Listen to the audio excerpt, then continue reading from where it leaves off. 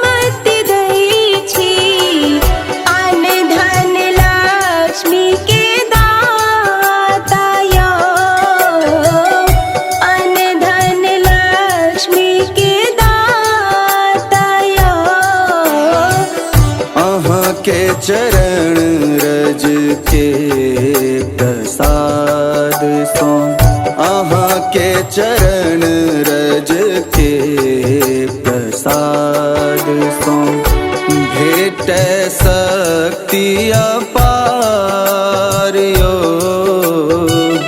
सब हक दुख आहा दूर करै छी। सब हक दुख आहा दूर करै छी।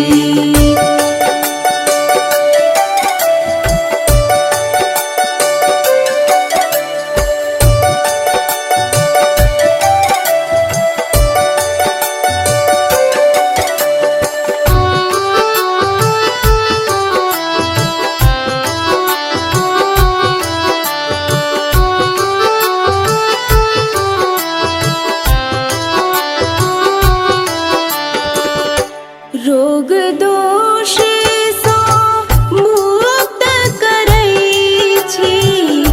रोग दोष सो मुक्त करै छी। नामक एहन प्रभाव यो,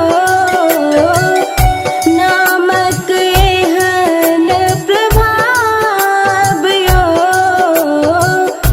भोरे उठी जे आहाँ के सुमीरै, भोरे उठी जे आहाँ के सुमीरै, बढ़ै काज व्यापार यो। सब हक दुख आहाँ दूर करै छी। सब हक दुख आहा दूर करै छी।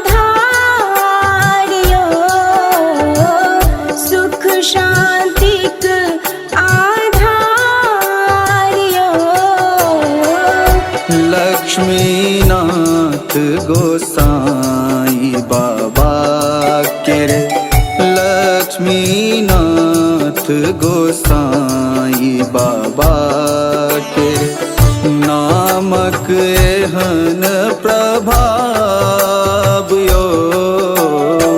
सब हक दुख आहाँ दूर करै छी। सब हक दुख आहाँ दूर करै छी।